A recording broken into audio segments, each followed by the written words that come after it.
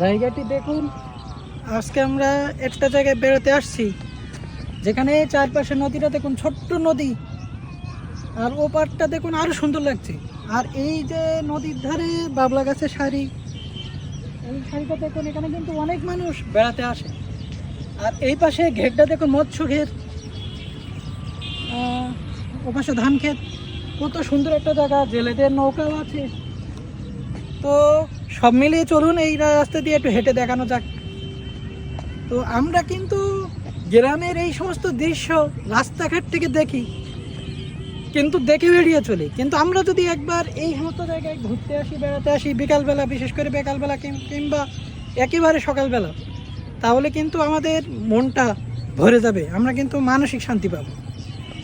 তো প্রাকৃতিক সৌন্দর্য দেখার মতো মানসিক শান্তি কিন্তু আর নাই। আপনি যদি ডিপ্রেশনে ভোগেন কিংবা মনটা একটু ভালো রাখতে চান, এই সমস্ত জায়গায় আসবেন। এই গাছটা দেখুন,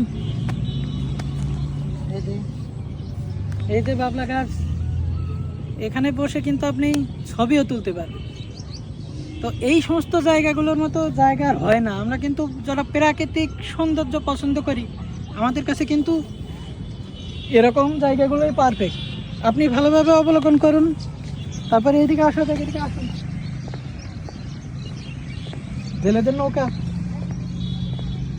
আমাদের দক্ষিণাঞ্চলে কিন্তু এই জেলেদের নৌকাগুলো কিন্তু কমান একটা চিত্র।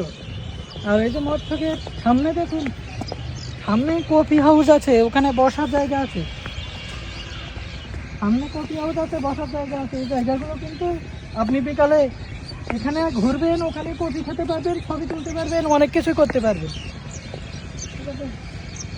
তো এই যে দৃশ্যটা আপনাদের সামনে তুলে ধরলাম, এটা কেমন লাগলো আপনারা বলুন, অবশ্যই কমেন্টে জানাবেন এই দৃশ্যটা আপনাদের কেমন লেগেছে।